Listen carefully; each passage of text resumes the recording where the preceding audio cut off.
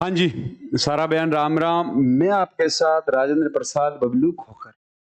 तो देखो, अभी न्यूज में है, यूपीएससी भी पूछ सकता है कि मुद्दुमल, मेगोलिथक, मेन ही। देखो, मुझे लगता है आपके लिए ये तीनों शब्द ही फर्स्ट टाइम सुने होंगे।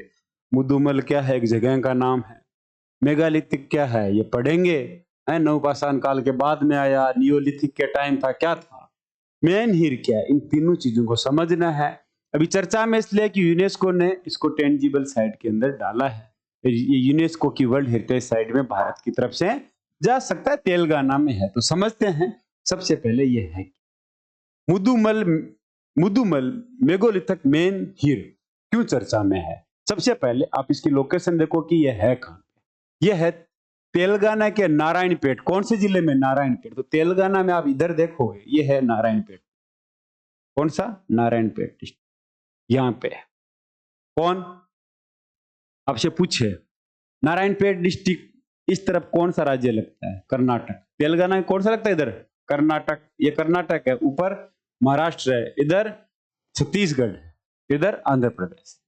तो नारायणपेट जिले में मुदुमल मेगोलिथिक मेन हीर हाल ही में यूनेस्को की वर्ल्ड हेरिटेज साइट की टेंटिव सूची में शामिल किए गए हैं। ये तेलंगाना में रामपा मंदिर के बाद में राज्य की दूसरी संभावित विश्व धरोहर स्थल बनने की ओर बढ़ रहा है। तो अभी तक तेलंगाना में एक ही यूनेस्को वर्ल्ड हेरिटेज साइट है, रामपा मंदिर। इसके बारे में पढ़ेंगे। मंदिर का नाम रामपा इसलिए कि जिन्होंने मूर्तिकार थे उन्हीं के नाम पे मंदिर का नाम है। तो सबसे पहले मुद्दुमुल मेगालिथिक क्या है, पहले समझते हैं मेगालिथिक, फिर उसके बाद में पढ़ेंगे मेन हीर, फिर समझेंगे मुद्दुमुल मेगालिथ मेन हीर है क्या, है ना। यूपीएससी देखो आपको करंट भी पूछ सकता है, इसकी बेसिक भी पूछ सकता है। सबसे पहले मेगालिथिक क्या है। तो आपसे कोई पूछे कि मेगालिथिक क्या है, देखो मेगालिथिक दो शब्दों से मिलके बना है। ग्रीक के दो शब्द है, मेगा, क्या? मेघा, जिसका मतलब है लार्ज या बड़ा। दूसरा शब्द है लिथोस। लिथोस का मतलब है पत्थर, स्टोन। तो एक वो टाइम पीरियड, तो आप क्या बोल सकते हो? Stone culture. तो मेगालिथिक संस्कृति एक प्राचीन सभ्यता थी जिसमें विशाल पत्थरों से स्मारक, समाधियां जैसी संरचनाएं बनाई जाती थी। यह संस्कृति आमतौर पर नियोलिथिक काल से प्रारंभ होकर प्रारंभिक ऐतिहासिक काल, हिस्टोरिक पीरियड तक फैला हुआ है। टाइम पीरियड पूछे भारत में मेगालिथिक काल का टाइम पीरियड आमतौर से इस साल से 1200 साल पहले, कुछ जगहों पे 1500 साल का भी टाइम पीरियड मिल जाएगा, और 300 ईस्वी तक इसका टाइम पीरियड है। तो इसमें देखो आप, पत्थर ऐसे खड़े किए जाते हैं। अब इसके अंदर मेन हीर क्या है वो भी समझना है ना, तो आगे चलते हैं। तो मेगालिथिक का मतलब एक कल्चर है अपनी, इसके बारे में साइड भी देखेंगे। सबसे पहले मेगालिथिक संरचनाएं 5 तरह की होती है। कितने तरह की? 5 तरह की। पहली है मेन हीर, यही तो हमें पढ़ना है। यूपीएससी आपसे पूछते कि मुद्दुमुल में जो संरचना मिली है वर्ताकार में व्यवस्थित बड़े पत्थर है, तो क्या सही होगा? नहीं। मेन हीर का मतलब है अकेला जो पत्थर खड़ा रहता है। कौन सा? अकेला। देखो ये पत्थर खड़ा है, सिंगल पत्थर, ये मेन हीर है। तो मेन हीर अकेले खड़े हुए विशाल पत्थर। डोलमोन दो या अधिक पत्थरों के ऊपर रखा गया एक सपाट पत्थर या टेबल, दो पत्थरों के ऊपर। देखो ये वाला, ये कौन सा आ जाएगा? डोल में। तीसरा है क्रोम लेक।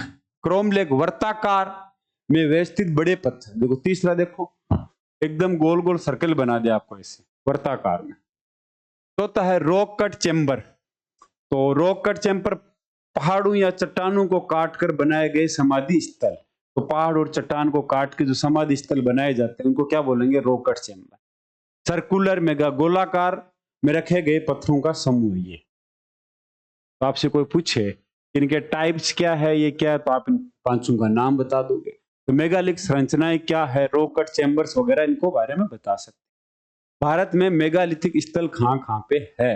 तो सबसे पहले भारत में मेगालिथिक स्थल, पहले मुद्दुमुल मेगालिथ, ये तेलंगाना में, ब्रह्मगिरी में मिलेंगे, हुलूर में मिलेंगे, नागर अर्जुन कोड़ा आंध्र प्रदेश, छत्तीसगढ़, झारखंड में मेगालिथिक के मिलेंगे। मेगालिथिक पे हिस्ट्री पे अलग से बात करेंगे, लेकिन थोड़ा सा है। अब दूसरा आगे, मेगालिथ संरचनाओं का उद्देश्य क्या था? उनका उद्देश्य देखो, समाधि स्थल है, ये कल्चर है ना, समाधि स्थल है, मृतकों की करबू जो इनकी कब्र है उनके ऊपर खड़ा रखा हुआ पत्थर, या खगोलीय वेधशाला जो मुद्दुमल में जो भी मिला है, जो मिला नहीं जिसको टेंजिटिव में शामिल किया गया है, उसको खगोलीय वेधशाला के रूप में यूनेस्को ने दर्ज किया।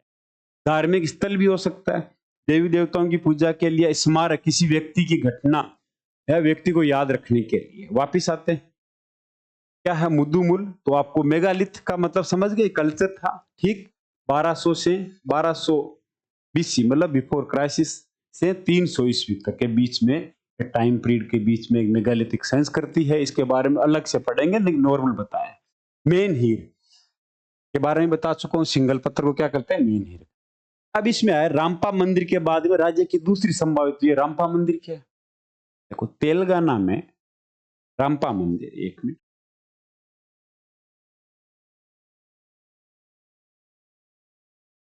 ये रहा। देखो जो रामपा मंदिर है तेलंगाना में, इस मंदिर की जो मंदिर की जो संरचना है ना, वो इस तरह से बनाई हुई, मतलब सैंड बॉक्स टेक्निक से ये मंदिर बना हुआ है। रामपा मंदिर सैंड बॉक्स, सैंड का मतलब मिट्टी, उसके बॉक्स मतलब लेयर बना बना के सैंड बॉक्स टेक्निक से ये मंदिर बना है। मतलब इसके नीचे की जो नींव है ना, उसमें अलग अलग पत्थर, लाइम स्टोन वगैरह, चाक वगैरह पत्थरों के मिट्टी को भरा हुआ। इससे क्या होता है कि मंदिर भूकंप रोधी, मतलब इसमें भूकंप को रोधी मंदिर है। अब जो रामपा टेम्पल है ये कहाँ पे? कर्नाटक, सॉरी तेलंगाना में। तेलंगाना का एकमात्र वर्ल्ड हेरिटेज साइट्स है, ठीक है। निर्माण कब हुआ? 1213 ईस्वी में। काकातीय डायनेसिटी, काकातीय डायनेसिटी वो ये जो माँ रुद्रमा देवी, याद है? माँ रुद्रमा देवी के समय 1299 में मार्को पोलो आया था उनका दरबार। मार्को पोलो वही है जिसे कुबलाई खां, चंगेज खां का पोता था, उसके दरबार में रहा था, इटली का यात्री। निर्माता कौन है? रामपा मंदिर है टेम्पल, काकातीय राजा गणपति देव। कौन? काकातीय राजा गणपति देव ने इस मंदिर के निर्माण कराया। भगवान शिव को समर्पित है। 2021 से ये यूनेस्को वर्ल्ड हेरिटेज साइट। वापिस चलते हैं कि मैंने बोला कि यूनेस्को ने इसको क्या किया? शामिल किया। तो अभी यूनेस्को क्या है? तो यूनेस्को के बारे में भी पता है तो बढ़िया बात है, नहीं पता है तो देख लेते हैं। सबसे पहले यूनेस्को की स्थापना 16 नवंबर 1945 को होती है। यूनेस्को क्या किया? वर्ल्ड हेरिटेज साइट पर ही काम करता है ना, उसके अलावा भी काम है। उसकी फुल फॉर्म है यूनाइटेड नेशन एजुकेशन, ये एजुकेशन पर भी, ये साइंटिफिक एंड कल्चर ऑर्गेनाइजेशन के रूप, साइंस पर भी काम करता है। क्या भारत इसका सदस्य है? हाँ, भारत इसका सदस्य है। तो यूनेस्को की टेंटेटिव लिस्ट में शामिल हुआ है कौन? मुद्दुमुल मेगालिथिक मेनहीर। ये वर्ल्ड हेरिटेज साइट घोषित नहीं हुए, लेकिन घोषित होने की पहली स्टेप होती है। टेंटेटिव लिस्ट में प्रारंभिक सूची होती है जिसमें किसी देश द्वारा यूनेस्को में नामित किए गए स्थलों को शामिल किया जाता है। यदि कोई देश टेंटेटिव में शामिल हो जाता है, इसका मतलब है कि उसने एक पहला पड़ाव पार कर लिया है, अब वो यूनेस्को वर्ल्ड हेरिटेज साइट में शामिल हो सकता है। जैसे शामिल हुआ उसमें, तो यूनेस्को क्या करेगा? उस स्थान के ऐतिहासिक, सांस्कृतिक, प्राकृतिक विशेषताओं का अध्ययन करेगा। टेंटेटिव लिस्ट में शामिल होने के बाद की प्रक्रिया देखो, उस देश का नामांकन होगा, मूल्यांकन करेंगे कि अंतरराष्ट्रीय जो विशेषज्ञ है कि इसका ऐतिहासिक सांस्कृतिक क्या महत्व है, फिर सुधार सरकार का भी है, फिर अंतिम आवेदन होते ही वर्ल्ड हेरिटेज साइट में शामिल। अब फायदा एक तो वैश्विक पहचान, टेंटेटिव लिस्ट में आते ही पूरी दुनिया में पर्यटन में वृद्धि होगी, सरकार भी कुछ अच्छा काम करेगी संरक्षण के लिए, और स्थानीय विकास भी होगा। मुद्दुमुल मेगालिथिक मेनहीर, वही वापिस टॉपिक, मैंने रामपा के बारे में बता चुका हूं पहले, ठीक है। अब आगे चल, इस मंदिर का नाम रामपा मंदिर क्यों रखा है? तो मंदिर के जो मूर्तिकार थे उन्हीं के नाम पर इस मंदिर का नाम रखा है, याद। अब आते हैं मुद्दुमुल मेगालिथिक मेनहीर क्या है। तो देखो मेनहीर का मतलब सिंगल पत्थर जो खड़ा रहता है, मेगालिथिक संस्कृति में था। अब ये पत्थर लगभग 3500 से 4000 साल पुराना है। ऐसे 80 पत्थर खड़े हैं तेलंगाना में। कितने पत्थर खड़े हैं? 80 पत्थर खड़े हैं। इसके अलावा लगभग 1500 चट्टानें और पत्थरों की विभिन्न आकृतियों में व्यवस्थित किया गया। माना जाता है इन पत्थरों का उपयोग खगोल अध्ययन एस्ट्रोनॉमिकल के रूप में किया गया या गणितीय गणनाओं के लिए किया जाता। तो मुद्दुमुल में जो ये पत्थर खड़े हैं, देखो ये सिंगल है, इनको टेंटेटिव साइड में शामिल किया गया है। दूसरा, मैंने कहा मेन हीर, मीन का मतलब है पत्थर, हीर का मतलब है लंबा। तो मेन हीर का मतलब पत्थर लंबा। दुनिया में सबसे लंबा मेन हीर कहां पे? सबसे बड़ा। तो आपसे कोई पूछे तो याद रखना सबसे बड़ा मेन हीर है ग्रेट ब्रोकन मेन हीर, मेन हीर ग्रांड, मेन हीर ब्रेसिन, जो ब्रिटेनी मतलब फ्रांस में है। मेन हीर एक खड़ा हुआ पत्थर है जो ऊपर की ओर न्यूक्लियर और पतला होता है। यह मानव निर्मित होता है, यानी से इंसानों द्वारा तराश कर विशेष रूप से बनाया गया। मतलब मेगोलिथिक कल्चर का तो मानव ही बनाएगा है। तो आपसे पूछे सबसे लंबा कौन सा है? फ्रांस वाला। आगे मेन हीर कितने पुराने होते हैं? देखो अभी तक भारत में जो अभी मुद्दुमुल वाला है वो तो लगभग 3500 से 4000 वर्ष पुराना है, लेकिन जो यूरोप में है वो 7000 वर्ष पुराने हैं।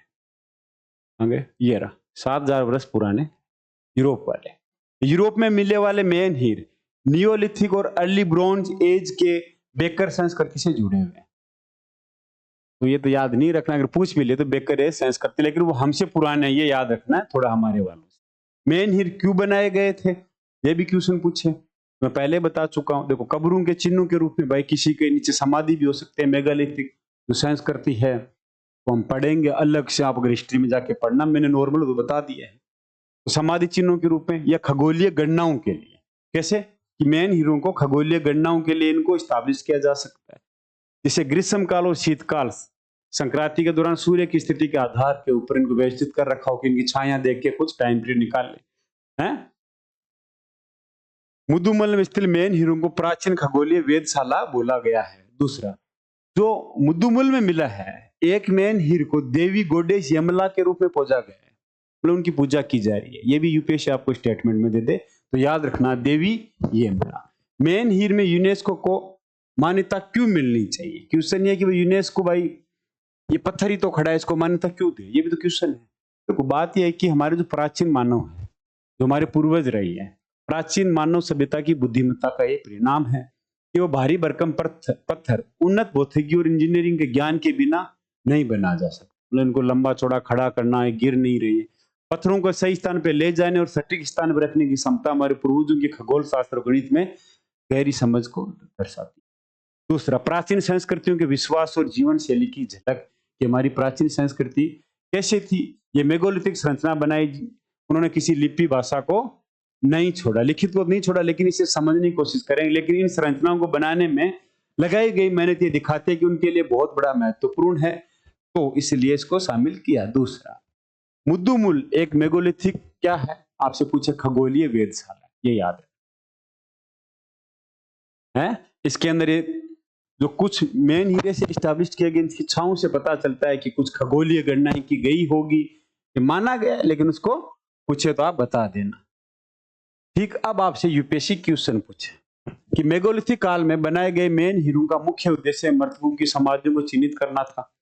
सही स्टेट में मेगालिथिक काल में मेन हीर, ये जो मुद्दुमुल वाले पे नहीं आया, ये मेगालिथिक के बारे में पूछ, सही है।